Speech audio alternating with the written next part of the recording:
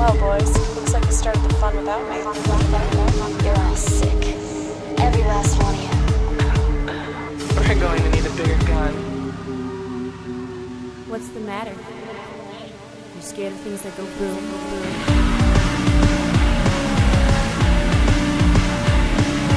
Give me one goddamn reason why I shouldn't blow your goddamn brains all over that goddamn wall.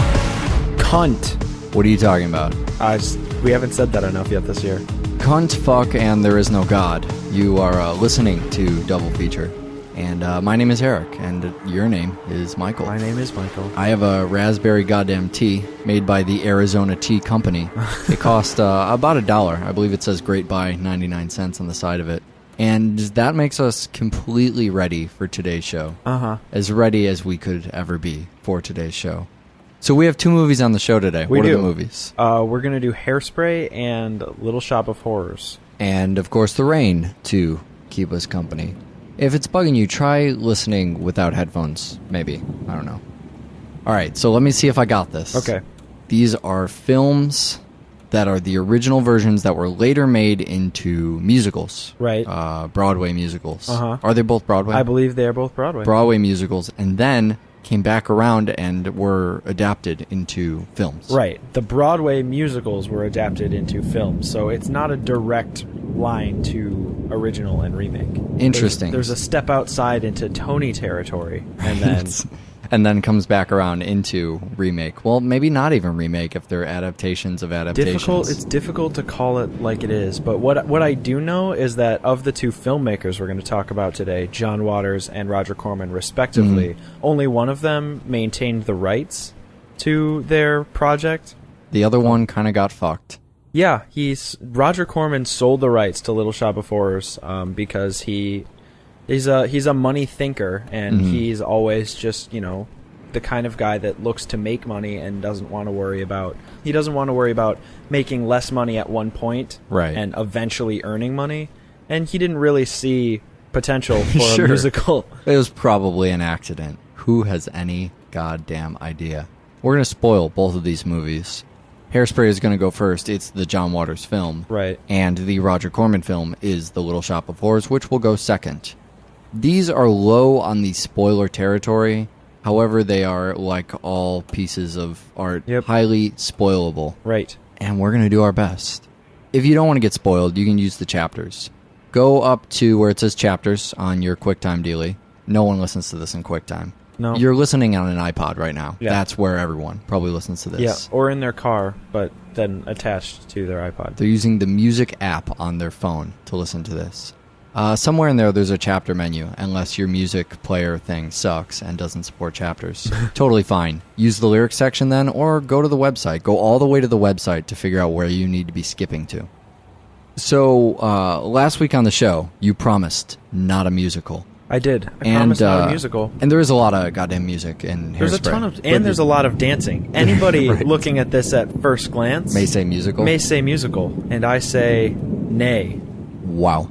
But I want to talk about the musical for about 5 seconds. Okay. It was made by, I want to see if you recognize this. This is going to be an obscure one. It's going to be very hard for you. Okay. Especially given that musicals, not something we cover. Uh-huh. Not covering musicals, something we cover. Musicals, not something we cover. Got it. Still along for the ride. Mark Shaman. Mark Shaman. Name sounds familiar. Did the Hairspray musical.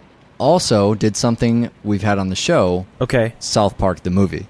Huh. Yeah, he's the guy who wrote a lot of the music with Matt and Trey. How about that? For South Park. Okay. In the original Hairspray, the one we're talking about today, John Waters not only directs, but as usual, wrote the film. And as unusual, cameos. Yeah, that's definitely a bizarre thing. You know, John Waters is a hypnotherapist in this movie. Yeah. In the strictest sense of, I mean, he's got a hypnotizing pole and a cattle prod. A hypnotizing pole is what you would call yes. that? It's some kind of pinwheel thing, right? Yeah. People don't know what we're talking about. Unless they watched the movie. Of course, they watched the movie. They know exactly what we're talking about. He's chasing Penny around with this fucking... It's a 50s lollipop of a hypnotizing thing. And later with some sort of space probe. Electric space probe. So on the John Waters map that we have And I mean, we started at the end, and then we kind of went earlier, and then we moved around a lot. We have covered a lot of his stuff. We have. We started with The Dirty Shame. Yep. Which was late. Most recent film. It is his most recent film. After A Dirty Shame, we did Polyester. That's earlier. The Smell-O-Vision film. Sure. Right? And then we covered Serial Mom as well. And Pecker. And Pecker. When we did Look and Pecker. Serial Mom we did with To Die For. Mm-hmm. Actually, sorry, we covered Pecker before Serial Mom, but everybody knows. So when we're looking at Hairspray, this puts us, it's been 7 years since Polyester, which is actually the longest gap between any John Waters films, sadly with the exception of Now, if there, will be another John Waters film. Right. That's sad. Yeah, A Dirty Shame 2004. I thought Crazy, right? Right? I thought that was more recent than that. That's horrible. Yeah, no. John Waters has been doing a lot of other stuff. He was just in Chicago at our beloved music box. By just in Chicago, you mean last year? Well, I mean that's the last. This is the last time he was in Chicago.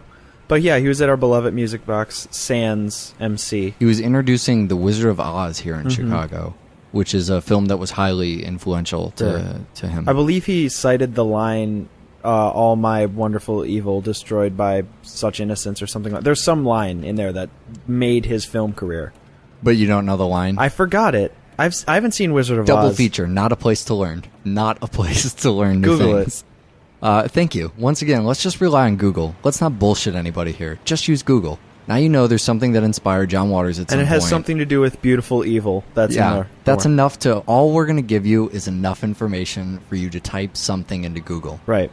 The rest of this podcast will be presented in short form, where we say every third word of our sentences. Which is great. It's like we're giving people 7 hours of information in a 45-minute episode. Brilliant. Beautiful. We're absolutely goddamn motherfucking geniuses. All right, so 7 years since Polyester, but before Serial Mom came out, which was the next one. It's a film that was made, released in 1988. Right. But takes place early 60s? 1962, I think we finally settled on. Well, and then 63 is the auto show, right? Right. And while we're talking about a cast that includes John Waters himself, and the later scenes, I mean, are really the best John Waters moments. Yeah, they are. I don't know if he cameos in any of his other movies. Don't think... Just again, off the top of my head, once again, use Google, right? Can't think of anything. This is the last movie that includes, but let's say not stars, Divine. Although Divine has a dual role. That's true. There's a lot of Divine in this movie, but most of the other movies previous to this... Divine is on the front cover. Yeah, it's about Divine's character. And you also get Divine dancing in this movie, which is something that I'm glad was captured on film. Yep, that needed to happen. Before he died. So he's playing both Tracy's mom and then the head station... of the CEO of the TV station. Yeah. Right, station manager. That's it. He played a male role in a previous John Waters film. I want to say it was Female Trouble. But this is the last John Waters film that he was ever in. Huh. And it was his second to last film. He did a little horror movie after this. And that was it. So every time we talk John Waters, it seems like there has to be some kind of gag about the beginning of the mainstream films or the end of the mainstream films. Right. But this was, you really want to draw some lines in the sand here. This was the end of the Divine movies. Yeah. And everything after this is, feels a lot different because of that. It's kind of a bittersweet thing, but the movies have built an amazing cast of characters from one to another to another. So by this time, when he's ready to make another movie, he still has a bunch of actors who Mink Stole, and even Ricky Lake coming back for the next film for Crybaby. Just these actors that are now kind of John Waters actors. More people who you can still see a movie and go, this is a John Waters movie, even without the presence of Divine. But then there's other actors who... So what's weird is in the opening credits, we get a bunch of actors listed where every time they say a name, I say, what? Are you getting a Lost Highway flashback? Yeah, that Do you remember happens. the opening credits of that? I do. Yeah, it was insane enough, the highway itself and how that whole, the composition of that whole sequence... But the names that would fly at you, and you would think someone's fucking with you. Right. It's kind of the same thing. So they have names like this, but then at the end of it, then they list the cameos. Yeah. And it's Rick Ocasek and the girl from Santa Claus Conquers the Martians. Pia Zadora, I think. Okay. She plays the beatnik. Right on. Yeah, which and is he plays the painter. A super, super weird scene. Yeah. that stands out very much from all of the other fun, crazy stuff happening in the film. It's kind of the one moment where we're looking down on the culture that's being so celebrated everywhere else. Right. You know, this whole time it's the young kids sort of making fun of the older generations. That are so 50s. For being several years behind the times. We see the adults trying to get in on some of the kids' fun. There's also the tension of the different mindsets there. But then we see this beatnik generation making fun of what the kids are doing. And it's suddenly, I mean, it's brief and it's toward the end, but it's this very smart little... jab. Yeah, jab at that culture. Just to kind of remind you... That's not the only culture that's going on in the early 60s. Sure. That there's more than just this crazy, fun, bouffant hairdo dance generation. Right, because counterculture seems like one culture counter to another culture. When, in fact, there are other subcultures who all can quarrel amongst themselves. Yeah. There's, these different divisions of people who think that all of the other ones are ridiculous. Right. Kind of forces you to examine your own, your own breed of counterculture. Right. Well, and that's another reason that I think it's great that Debbie Harry and Sonny Bono are in this film. Right. Because they're both music juggernauts. Yeah. Especially in the 80s. More so Debbie Harry than Sonny Bono in the 80s. Debbie Harry, aside from seeing movies with Penn Jillette, was in Blondie, which is the second most notable thing that she's done. First being lesbian in Spun? No, I was going to stick with Penn Jillette's pseudo-girlfriend. Oh, okay. But yeah, Spun, totally fine on that front. We saw her earlier in the history of the show. I was going to say earlier this year, but God, that was fucking years ago at this point. When we paired it with Requiem. Yeah, Requiem for a Dream and Spun.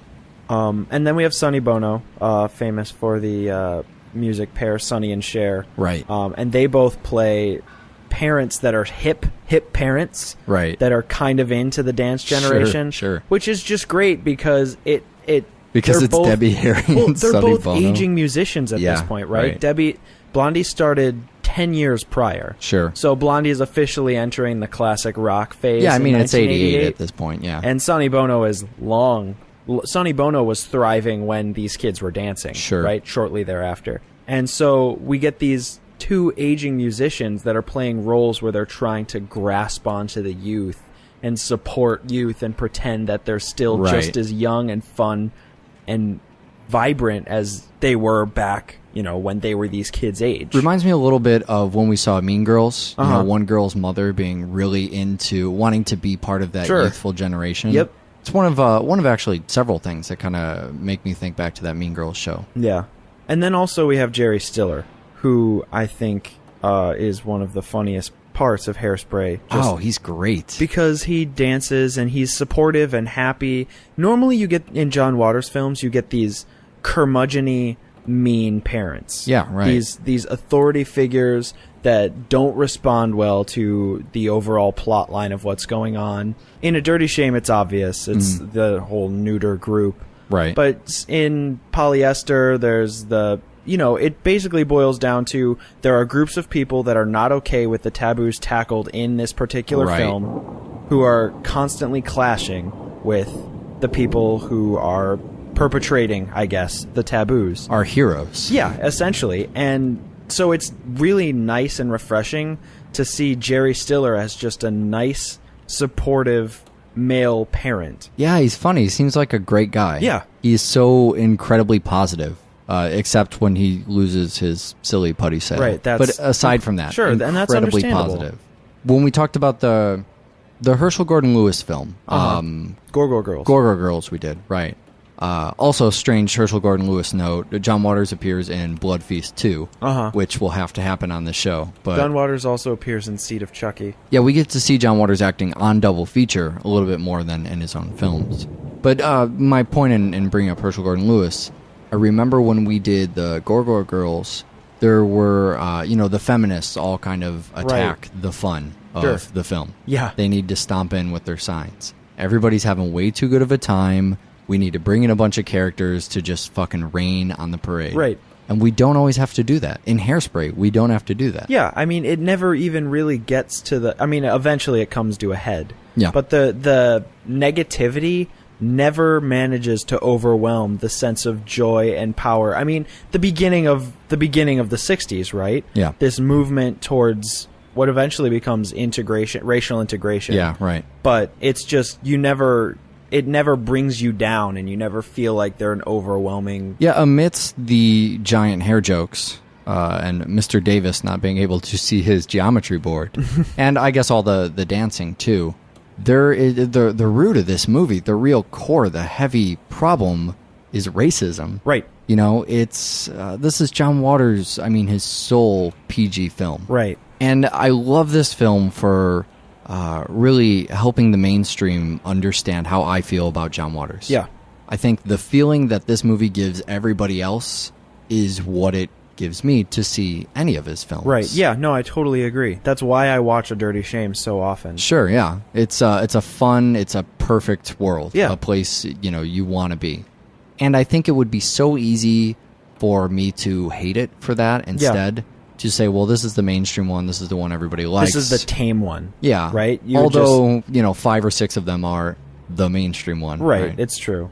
But yeah, exactly what you're saying. The tame one. And instead, I completely embrace it for that. It makes it one of my favorites for that exact reason. Because now I'm no longer a crazy person. Mm-hmm. Now other people kind of get a little bit of a glimpse of how I can see a movie that's so really sick or deranged by most people's opinion.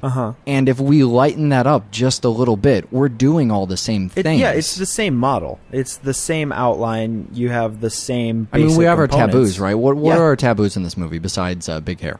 Oh, well, we have dancing. Sure. Racial integration. Sure. Interracial relationships. Mm-hmm. It's pretty much dancing and black people. Dancing and black people. That's what we're getting to.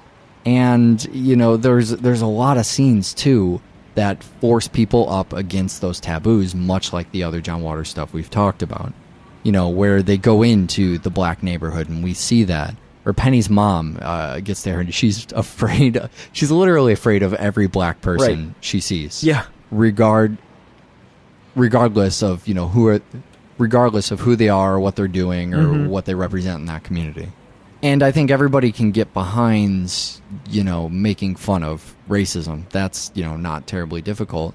But then we push it just a little bit more and move into interracial relationships. Right. Which is something that, I think there's people who still struggle with that idea today. I fully agree. Not a lot, but, and in 1988, I can only assume it would have been more. I still don't know if you would call it a taboo in 1988. Yeah, I don't either. But there's a lot of people who, totally fine getting past racism, but they're old enough that mixed race relationships kind of bother them. About this mixed race relationships thing, sorry, but I'm going to have to digress away from Hairspray because I have a problem here. Uh-oh. And it's not with mixed race relationships. I was going to say we might need to have a little intervention here. The article that I remember reading about, it was an editorial, by the way. I don't want to give it any credit. Sure. It was an editorial, and I've heard it quoted. People I've talked to have brought it up.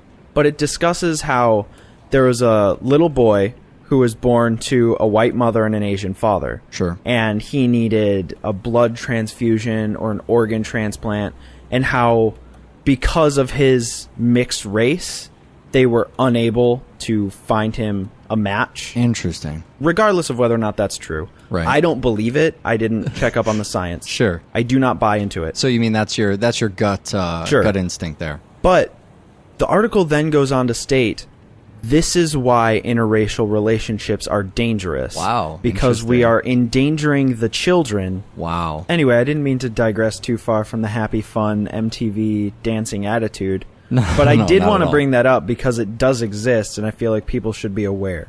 You mean MTV dance shows? Yeah, I guess that's what I did mean. What? We saw this on a movie not too long ago. I think it was Big Lebowski. It might have been Sideways, though. Yeah, it was probably that show, though. I was just thinking that.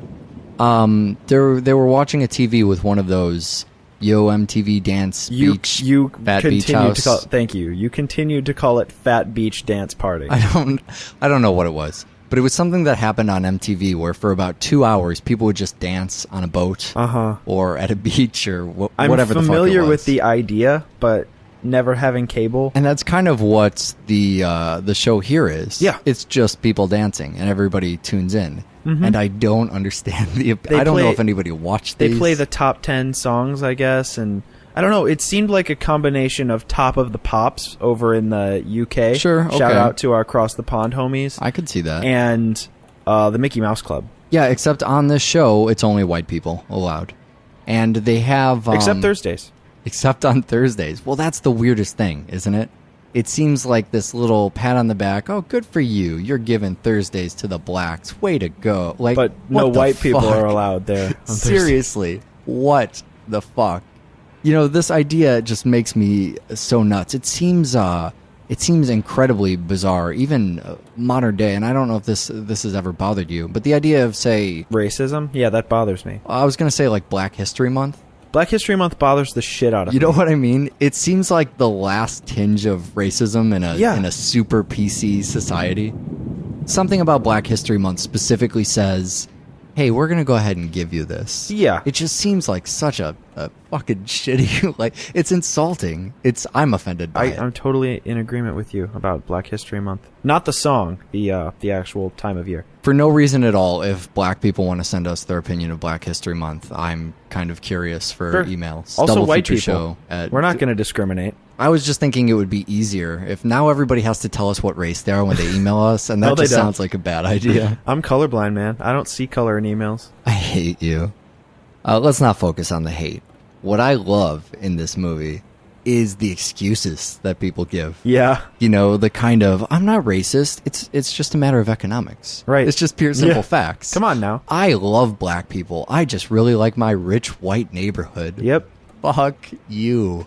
It reminds me now, I mean, we see that today in gay rights all the time. Oh, yeah. I have plenty of gay friends. I just don't want them tainting marriage. The thing that drives me nuts when we're getting into... You said the phrase gay friends. And I hate that because there's always people that go, I've got nothing against gays. I've got nothing against blacks. I have a black friend. Right. You know? Oh, well, we'll check that box off. Yeah, exactly. Yeah. Well, I guess you're in the clear. Sorry. It seems like something, if you're going to be the type of person that speaks out about or speaks out or for black rights or gay rights, and you have to, do that in public, it seems like before you do that, I need to make a black friend. Yeah, right. If I make a black friend, I instantly gain a lot more credibility. Yeah, that's how the other side defends themselves. Yeah, one of my best friends is black, right. So, I mean, I can't be a racist. Black human shields. Yeah, that's what it is. That's terrible. A couple more small gems coming out of this film. One is Hefty Hideaway, which is one of my favorite things.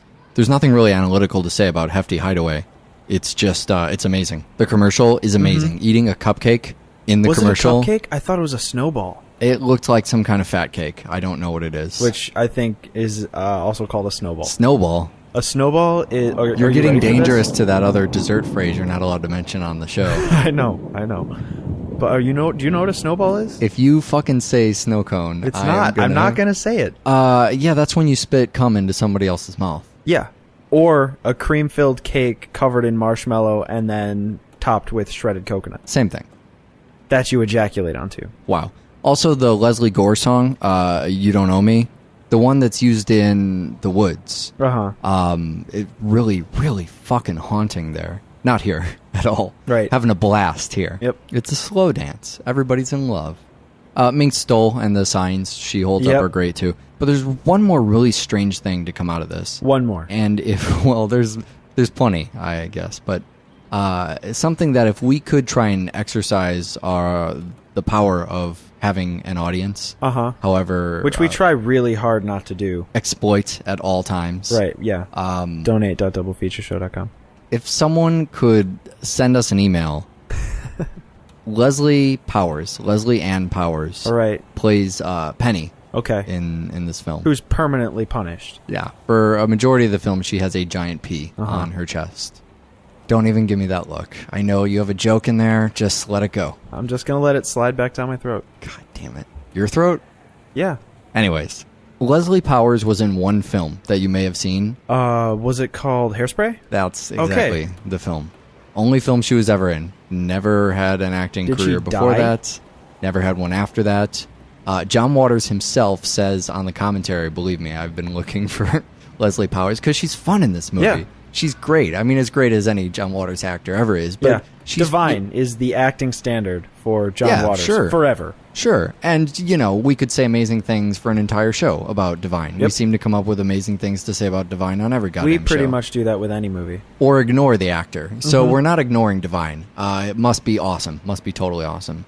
I'm really enjoying Penny in this film. I think she's fucking hilarious. She's one of the main goddamn characters. Sure. Yeah. Can't find her anywhere. No idea what happened to her. You said John Waters himself said. Oh, yeah. I never got back around to that, did I? Yeah. My brain lasts about 5 seconds, my memory. What? John Waters himself said. Yeah, John Waters. Doesn't know where she is. Really? Yeah, John Waters, who had scenes in the fucking movie with her, aside from directing her in all her other scenes, doesn't know whatever became of her, doesn't know where she went. Wow. Nobody knows where she is. If Leslie Powers listens to this show, if people actually just want to pretend to be Leslie Powers and send us emails. Sure. Or if anybody's a friend of Leslie Powers, if Leslie Powers is your yoga instructor. Take a picture of Leslie Powers and email it to us, just so I can weed out all the people who are pretending to be Leslie Powers to amuse me from people who might actually know Leslie Powers. I just want to know, where is she? What's she up to? What's she been doing?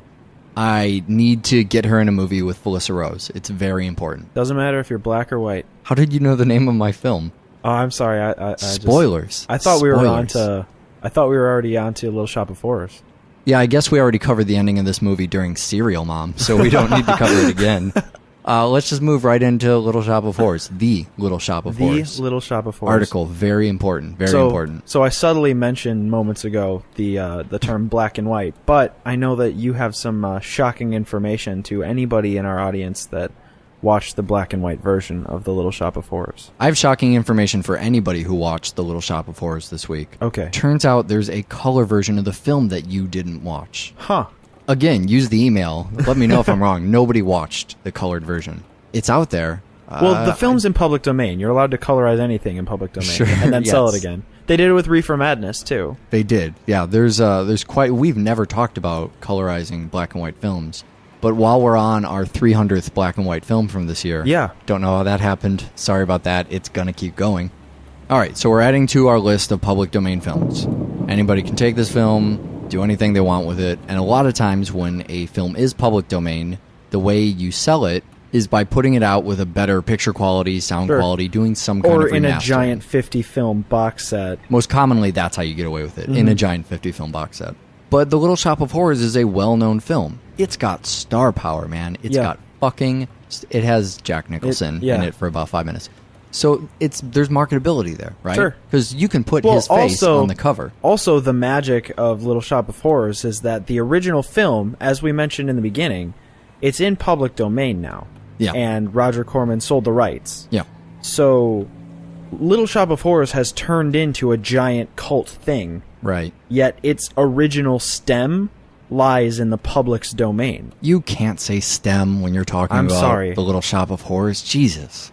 Yeah, so this almost gets into Asylum territory. Right. That film company that makes you accidentally get things from Redbox. Uh-huh. You might accidentally watch this version of The Little Shop of Horrors instead of getting the film Broadway adaptation thingy, Little Shop of Horrors. With Rhea Perlman and Rick Moranis. Right, that one. Steve Martin, also in that movie. Can't leave out Steve Martin. It's been such a long time since I've seen that movie. Steve Martin. The step beyond remastering is this highly controversial thing called colorizing a film. Uh-huh. Highly controversial to the point that on that show where Ebert talks to some other guy who gets recast every couple seasons. The dead one? I don't know if it was the dead one. Doesn't matter. My point is they did a kind of a special edition of Ebert and whatever. And they equated it to vandalism. They used some very strong words about it, actually. A strongly worded letter that they in red ink about colorizing and how it was vandalism. Wow, that's how it was akin to. I think, ironically, they may have used street graffiti because, as we all know, there's no art to that. Yeah. Thanks, Ebert. Just like video games. So, if something's in public domain, they don't think it's nice to colorize. What the fuck? Who cares? Well, that's my thought. Don't watch it in color. Right? We had no problem watching it in black and white. Really easy to find in black and white. Yeah, we didn't even really debate that. We went on Netflix. It had it in black and white. We watched it in black and white. Done deal. That was rough. See, this is why we don't care about remakes and everybody else fucking flips a shit about remakes. Yeah. It doesn't destroy the original film. Original film, turns out, still there. Just go ahead and watch it. Every time somebody else talks about the remake, tell them something about the original film. Yeah. Be that fucking snobbish person who says not as good as the original. That's right. totally fine. That's that's really just the way to go. A bunch of people invite you over to watch a crappy remake. Get out your iPod, start watching the original film on your Netflix app. This isn't difficult. Or if you really like the original film, just make it again in 2 days. Yeah, and right. sell it a second time. Right. I believe that would then be called a remake. Unless you give it a different title. So the process of colorization is kind of interesting, and something that actually Double Feature has done. I don't know if you were aware of this or not. I'm totally aware. I have no idea what you're talking about. Way back when... no, I don't think I ever talked about it. Way back when we did Leprechaun. The poster for Leprechaun blows. It's awful. So I recolorized it. Wow. I completely redid the thing from black and white. I basically brought it down to black and white. And then artificially re-fucking painted it because of how crappy it looked.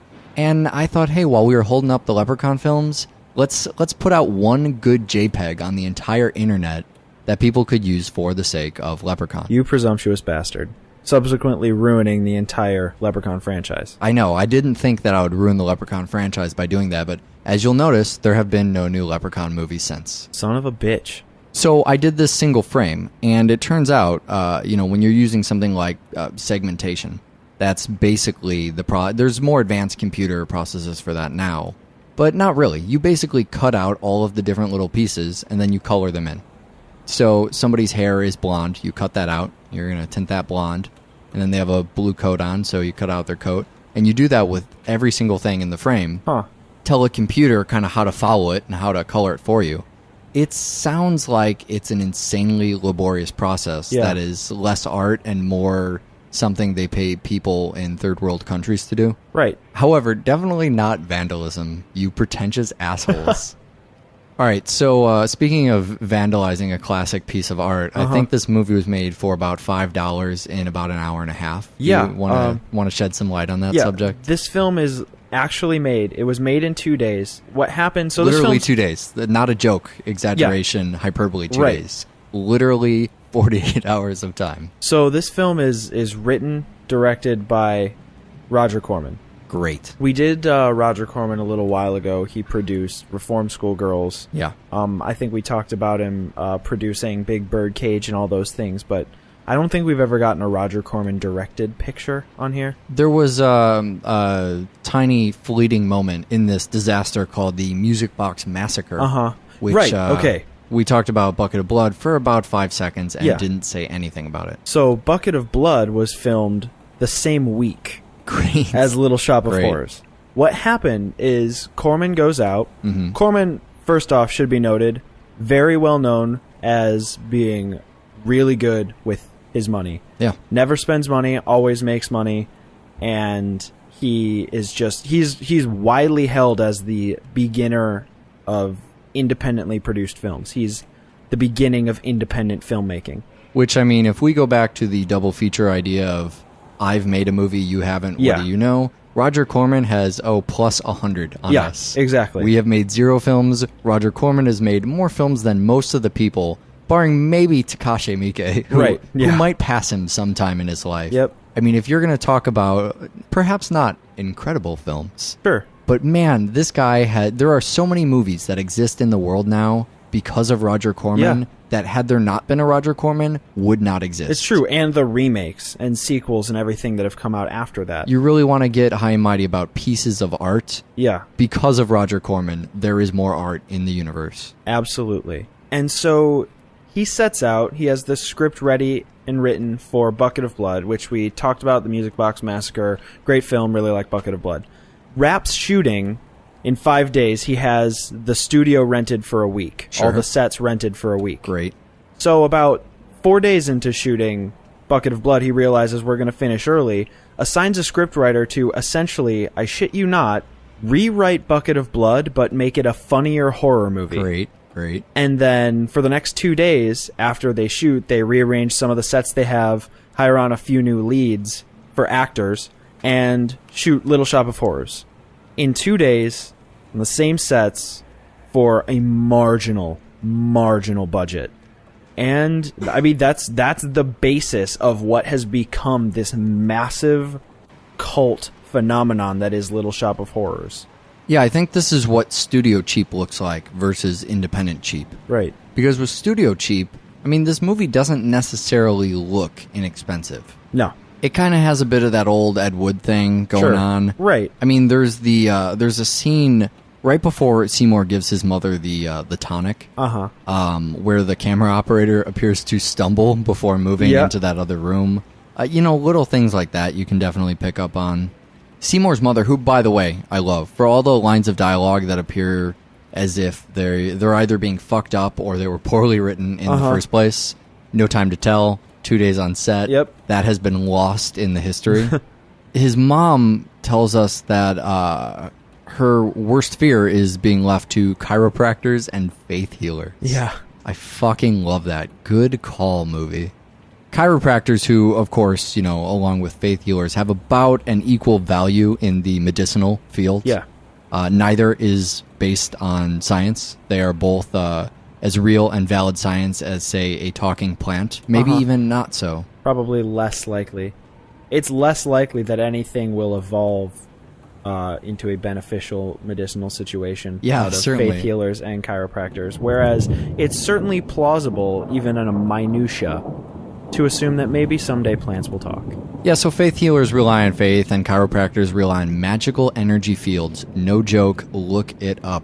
And giant plants rely on blood. Yeah, so aside from the movie being goofy and the acting and stuff, the visual component of the film, there are a lot of sets that look like they, at the very least, they include a lot of props. Right. This isn't, it was inexpensive to make, like Hard Candy's inexpensive to make because it takes place in one goddamn room or one apartment or whatever. This movie is going all over the fucking place. And, when you're a cheap studio film, you just steal other people's sets. Yeah, that's all it is. It's stolen sets. You just run around to other places where you can film. So at some point we have to talk about the talking plants. Yeah. Can we discuss Junior for just a moment? Let's please discuss Junior. I never get over a talking plant. Never. I never get over it. The plant fucking talks, and I mean, honestly, the best part of a talking plant is one that says nothing of any value ever. This plant can talk. What a great, incredible scientific breakthrough. Plant never fucking says anything. No. Everything that comes out of the plant's so-called mouth is a big waste of everyone's time. It has 10 different ways to request food. That's what the plant knows how to do. That's pretty much what it is. And what it ends up becoming is a man-eating plant, not to be confused with Dick Miller, which is a man eating plants. Wow. But it actually becomes... That's the man-eating chicken joke from earlier on our show. That's right. I inadvertently stole a joke from... I guess they didn't even use that joke. They should have. Yeah. Well, I think it was implied. It's an implied joke, That right. it was a wonderful exercise in subtlety to not point out that... I wasn't ready for this film to be that subtle. I just assumed they didn't get the joke they made. Right. Dick Miller's in the film eating plants, eating flowers. Dick Miller, who is the lead in Bucket of Blood, also one of my favorite Corman troupe actors, and later goes on to be a Joe Dante actor. We saw him in Gremlins and Small Soldiers. But yeah, he's the opposite. Yeah. He's eating plants, plants eating people, except the plant's getting a lot bigger and becoming a lot more famous, and Dick's just enjoying his carnations. Plant's also getting a lot fuzzier inside. That's true. There's a lot of fuzz. Good old fuzzy plant. And my conjecture was maybe the prop doesn't look so good on the inside and they have to cover it up. You say that's absolutely not the case. No, it looks wonderful inside. It's a shame they had to cover it with extremely accurate plant fuzz. This plant is terrifying. Let me tell you why this plant is the scariest monster we've seen in any movie. You have to feed it, or else it will talk to you. That is absolutely the only reason to feed this plant. It's not going to chase you. It's not going to follow you.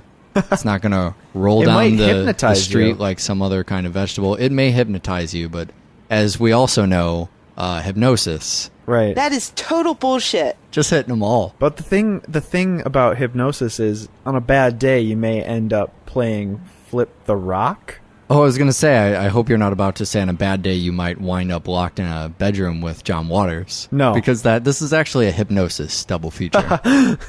Yeah, the getting hit with the wet rock game. Yeah. This woman who I can only assume is a prostitute. It because seems I'm not like really she's sure a what prostitute, else. but then it comes down to the point where she volunteers. Right. Right. She Volunteer volunteers. means you don't get paid. Ask anybody who's ever volunteered for anything. Right. Do you want to be an intern? Is what he's exactly. asking her.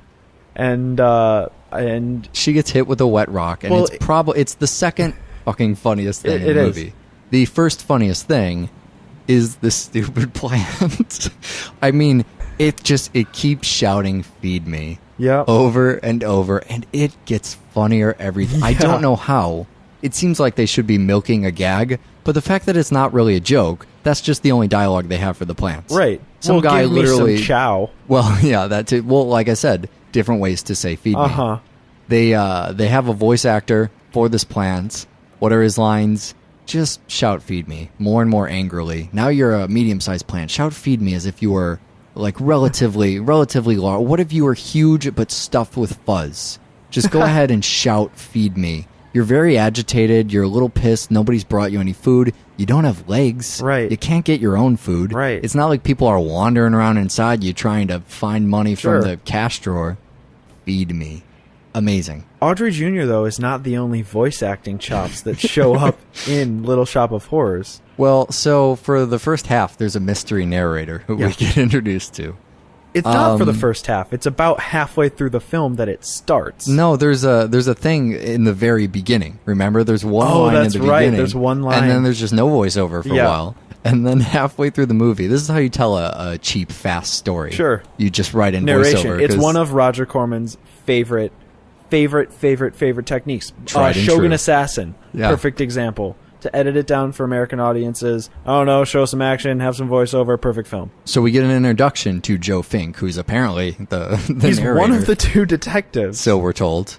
Well, and I love that right before we see the characters, it's important that he points out he's going to be one of them. Yeah. So he gets really excited and he says, "I'm an investigator. I'm Joe Fink. I'm Joe Fink." And then they show the scene. It's ridiculous. Well, they show two guys, and they never specify which one's Joe Fink. It was clearly written that neither of them were a descript character. Right. And It doesn't matter which is Joe Yeah, Fink. it doesn't Roger at Corman all. doesn't know. Nobody Right. has any idea. yeah. So these detectives are barely in the film, but one of them is the storyteller, and that's one of the few times that we get taken out of Mushnick's flower shop into an office, but not the only time. So that we have an excuse to introduce us to what the cover tells us is the most important character. Which is Jack Nicholson. Which I believe Wilbur is Yeah. is his name, who is the weirdest fucking... He's the adorable masochist. The adorable masochist. Why is he in this film? What does his character have to do with anything? Essentially, he walked on set and kind of did a ad-lib of the character. Corman thought it was hilarious, wanted the film to be funny, kind of let him play this character through the scene, wrote him in, and the rest and added 10 minutes to the Yeah. film. Exactly what... Hey, this movie, it's 11 minutes short. What are we going to do? You, get over here. Yeah. You, guy who will be an easy writer. So in this dentist scene, before Jack Nicholson even appears, they have to duel the dentist and the patient.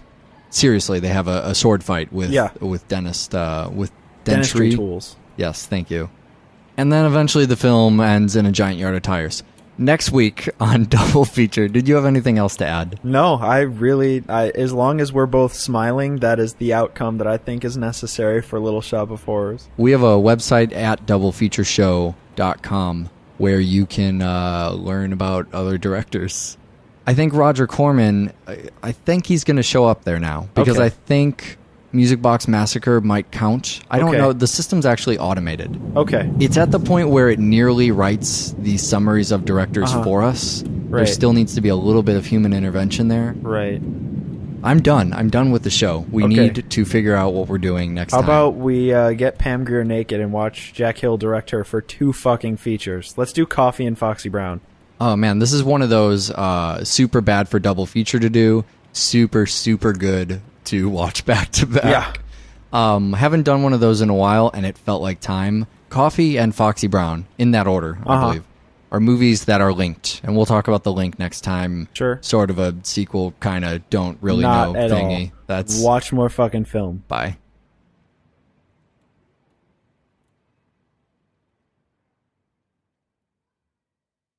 Doesn't want to worry about. He doesn't want to worry about making less money at one point, Right. and eventually earning money. And he didn't really see potential for Sure. a musical. It was probably an accident. Who has any goddamn idea? We're going to spoil both of these movies. Hairspray is going to go first. It's the John Waters film. Right. And the Roger Corman film is The Little Shop of Horrors, which will go second. These are low on the spoiler territory. However, they are, like all pieces of art, Yep. highly spoilable. Right. And we're going to do our best. If you don't want to get spoiled, you can use the chapters. Go up to where it says chapters on your QuickTime dealie. No one listens to this in QuickTime. No. You're listening on an iPod right now. Yeah. That's where everyone probably listens to this. Yeah, or in their car, but then attached to their iPod. They're using the music app on their phone to listen to this. Somewhere in there's a chapter menu, unless your music player thing sucks and doesn't support chapters. Totally fine. Use the lyrics section then, or go to the website. Go all the way to the website to figure out where you need to be skipping to. So, last week on the show, you promised not a musical. I did. I promised not a musical. And there is a lot of goddamn music in Hairspray. There's a ton of, and there's a lot of dancing. Anybody Right. looking at this at first glance May say musical. may say musical, and I say nay. Wow. But I want to talk about the musical for about 5 seconds. Okay. It was made by, I want to see if you recognize this. This is going to be an obscure one. It's going to be very hard for you. Okay. Especially given that musicals, not something we cover. Uh-huh. Not covering musicals, something we cover. Musicals, not something we cover. Got it. Still along for the ride. Mark Shaman Mark Shaman. Name sounds familiar. did the Hairspray musical. Also did something we've had on the show, Okay. South Park the movie. Huh. Yeah, he's the guy who wrote a lot of the music with Matt and Trey How about that? for South Park. Okay. In the original Hairspray, the one we're talking about today, John Waters not only directs, but as usual, wrote the film. And as well. unusual, cameos. Yeah, that's definitely a bizarre thing. You know, John Waters is a hypnotherapist in this. Try listening without headphones, maybe. I don't know. All right, so let me see if I got this. Okay. These are films that are the original versions that were later made into musicals. Right. Broadway musicals. Uh-huh. Are they both Broadway? I believe they are both Broadway. Broadway musicals, and then came back around and were adapted into films. Right. The Broadway musicals were adapted into films, so it's not a direct line to original and remake. Interesting. There's a step outside into Tony territory, and then And then comes back around into remake. Well, maybe not even remake if they're adaptations of adaptations. It's difficult to call it like it is, but what I do know is that of the two filmmakers we're going to talk about today, John Waters and Roger Corman respectively, only one of them maintained the rights to their project. The other one kind of got fucked. Yeah, Roger Corman sold the rights to Little Shop of Horrors because he's a money thinker, and he's always just, the kind of guy that looks to make money. And Well, boys, looks like you started the fun without me. You're all sick. Every last one of you.